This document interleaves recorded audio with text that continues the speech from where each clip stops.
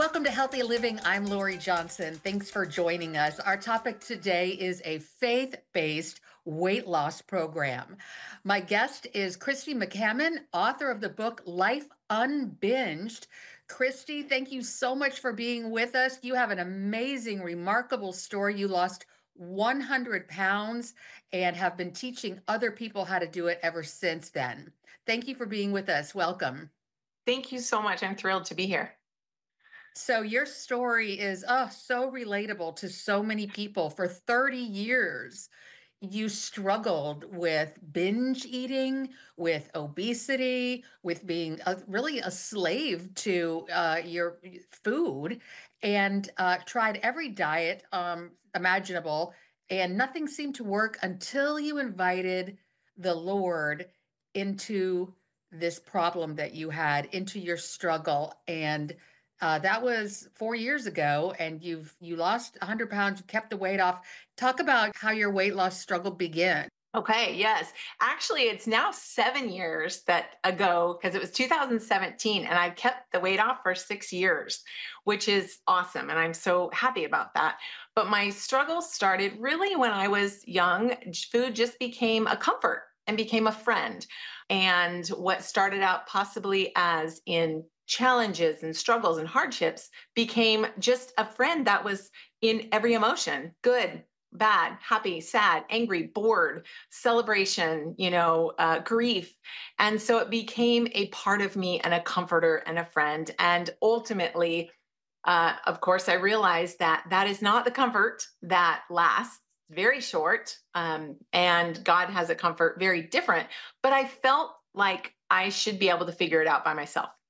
I guess there was a part of me that felt like God doesn't really care about this part. It's just this thing that I struggle with of overeating or using food for comfort. And ultimately, I realized it was an idol, and I had to have help tearing that idol down.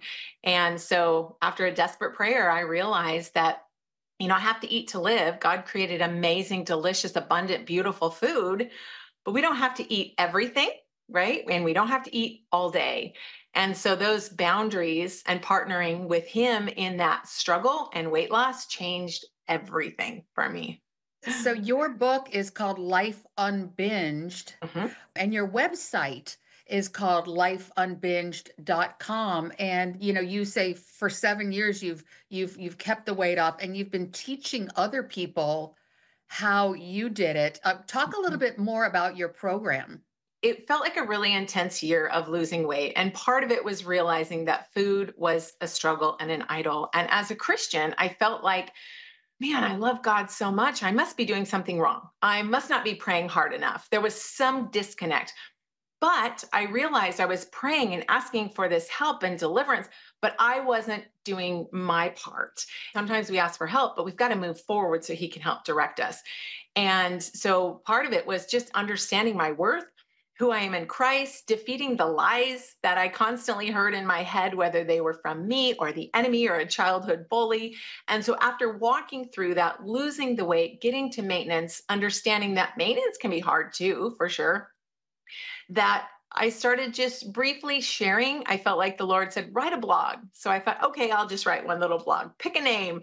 And my husband and I went back and forth. I asked for his advice, what's a good name, for partnering with God in my weight loss in this area. And I realized it's unbinged. It's just surrendered, a different surrendered life.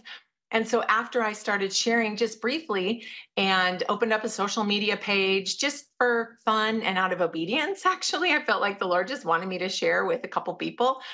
And women resonated, and women from all over the world have shared with me their struggle. And it's not so different than mine.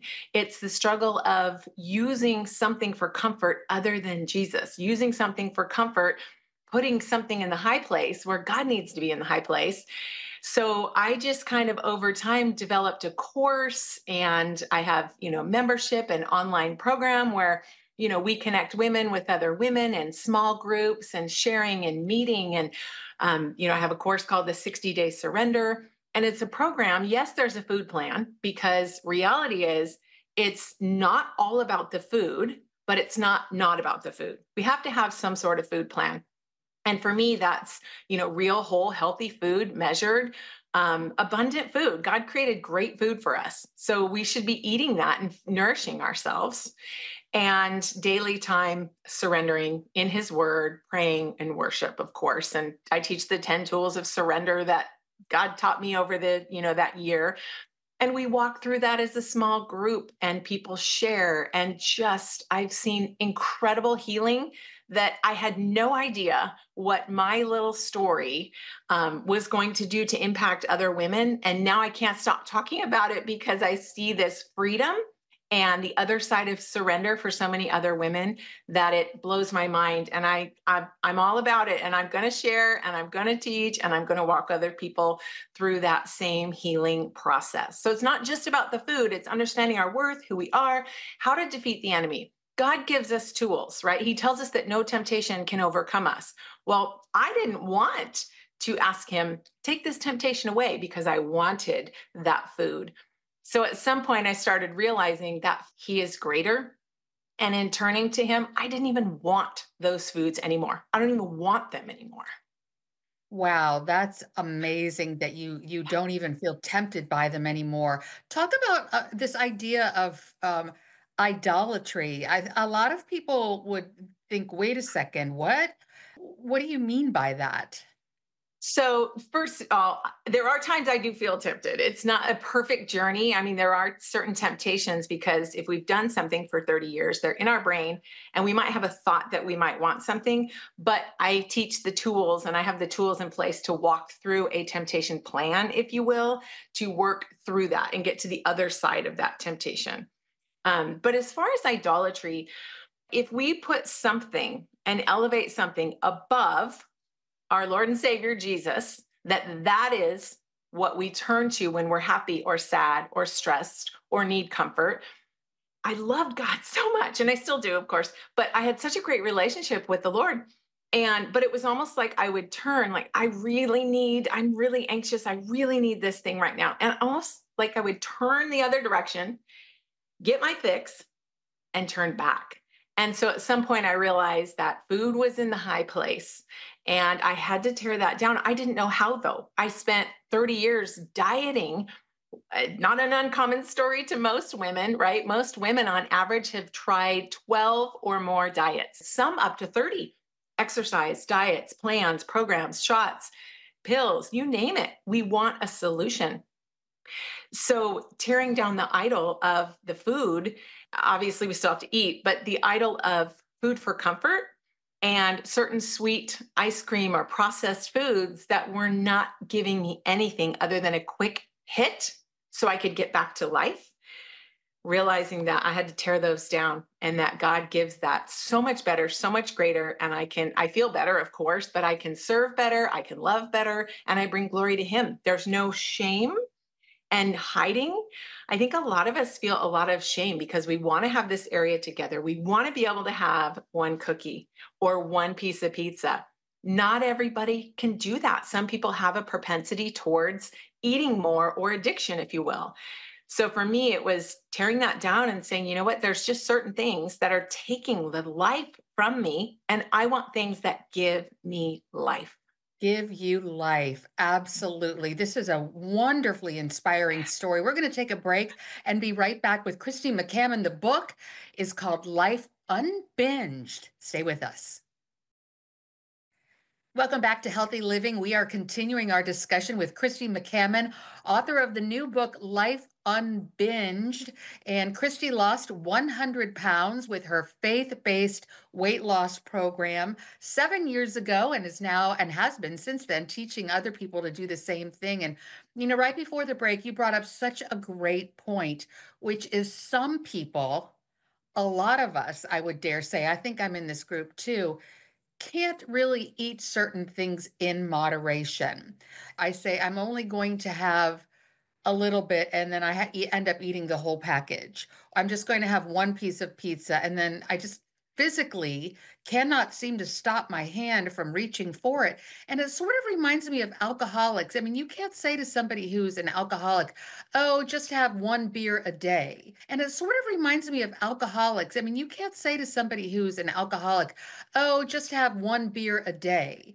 That's kind of a kind of a big eye opener because a lot of people are told just eat these things in moderation. Just have, a half a cup of ice cream every day. It's just can't be done for some people, right? That's right. 100%. It cannot. We can all white knuckle our way through a lot. But at some point, we have to look beyond ourselves. We're not meant to white knuckle our way through life. And if we have something that is plaguing us, the thorn in our side, the struggle we deal with, it's okay to let go. Most people that I work with, they're afraid.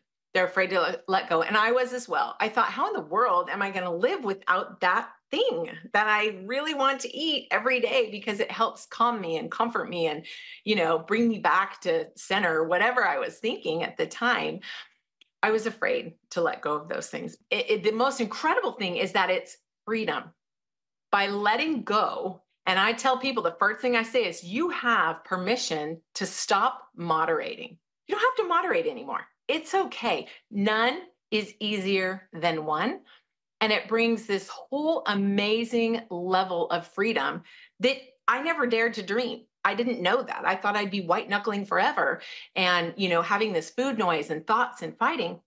But when we quiet that, sugar monster, as some people like to say, because it definitely gets our attention and draws us to overeat.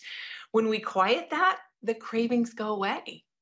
Now, of course, there's moments that a craving comes back, emotional cravings or things we remember, cravings like that. But the physical cravings stop and we don't have to fight quite so hard. And then our brain gets quiet, food noise quiets, and we actually get to live. Now, if you're someone that can eat one cookie and it's no big deal, that's not an issue, right?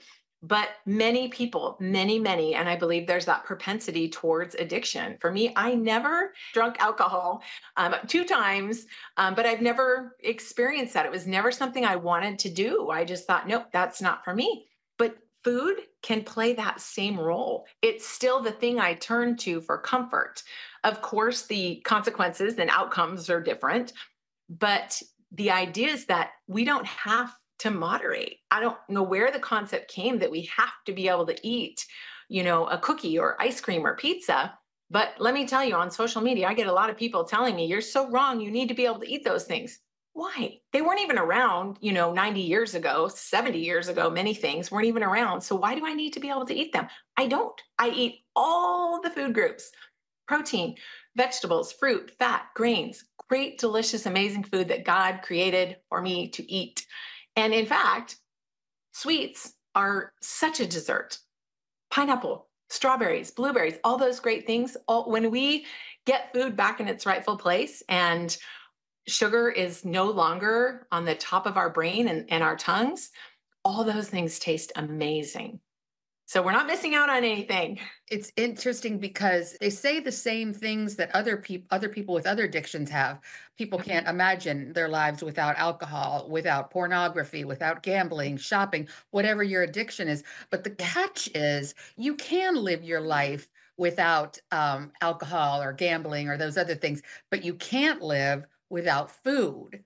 So that's where it gets tricky is we have to eat. We can't go cold turkey with food, but we can, as you point out, live without sugar and processed sugar and flour. So we're going to take a break and be right back with Kristy McCammon. The book, once again, is called Life Unbinged. Stay with us.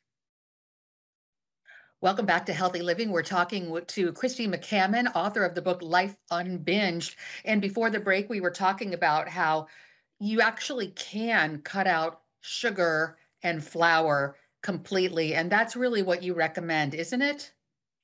I do. I'm not saying everybody has to do that, but it's way easier than it sounds. You had said, we wouldn't ask an alcoholic to drink just a little bit. And just as for me, if I eat a processed sugary treat or sweet, that lights up my brain like fireworks. And I'm not the only one. It's so, so common. And then our brain says, oh, that was good. I want more. And then we have a sugar spike and then a sugar decline and then a demand for more and then a spike. And then it's this cycle. So, if someone is allergic to peanuts, I really like to compare it to this because if someone's allergic to peanuts, they should not have peanuts. It's not worth it. It's not worth the taste. It's not worth what it does because it takes the life out of them. It's the same thing.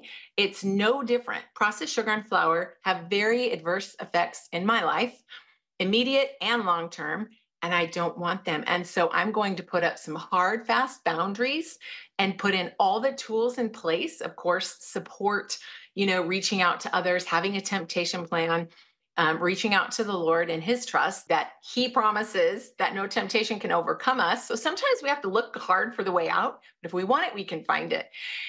So all those tools coupled with these firm boundaries change everything because we do have to eat to live, of course, but we don't have to eat processed sugar, processed flour, and we don't have to eat all day. So we can eat 3 times a day, measured amounts without those things and live life in between. You really focus a lot about boundaries.